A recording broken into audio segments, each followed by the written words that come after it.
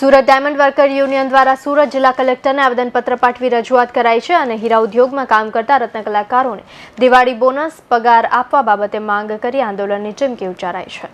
Diamond city ગણાતા સુરતના હીરા ઉદ્યોગમાં કામ કરતા રત્ન કલાકારોને દિવાળી બોનસ પગાર આપવા બાબતે હાલ માંગ ઉઠવા પામી છે। હીરા ઉદ્યોગમાં કામ કરતા રત્ન કલાકારોને સરકાર દ્વારા કોઈ આર્થિક પેકેજ જાહેર કરવામાં આવ્યું નથી કે કંપનીઓ દ્વારા લોકડાઉન દરમિયાનનો પગાર પણ અપાયો નથી, જેથી રત્ન કલાકારોએ સરકારી તરફી કોઈ સહાય થાય તે માટે કલેક્ટર થકી રજૂઆત કરી છે।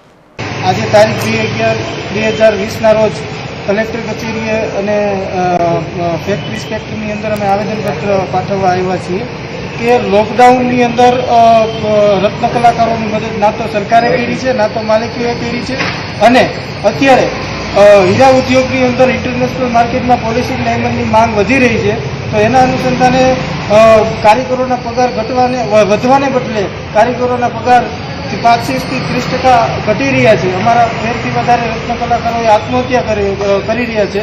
તો આવેદનપત્ર આપવાનો હેતુ અમારો એ છે કે બોનસ દિવાળી બોનસ દરેક રત્ન કલાકારોને આપવામાં આવે।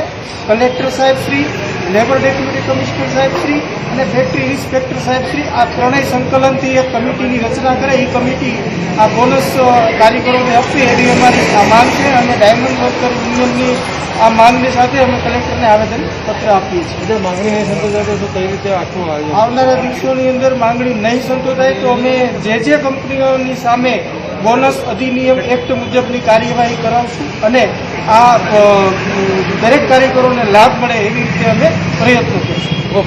સુરત હીરા ઉદ્યોગમાં માર્કેટ અત્યારે સારું ચાલી રહ્યું હોય ને પોલિશિંગ ડાયમંડની માંગણી ઇન્ટરનેશનલ માર્કેટમાં માંગ હોય તેવી પરિસ્થિતિમાં હીરા ઉદ્યોગમાં કામ કરતા રત્ન કલાકારોને દિવાળી બોનસ કંપનીઓ દ્વારા આપવામાં આવે તે માટે સુરત જિલ્લા કલેક્ટર, લેબર ડેપ્યુટી કમિશનર, ઔદ્યોગિક સલામતી સુરક્ષા એટલે કે ફેક્ટરી ઇન્સ્પેક્ટરને આવેદન પાઠવી રજૂઆત કરવામાં આવી છે। રવિ વેંડે સાથે bureau report, Hind TV news, Surat.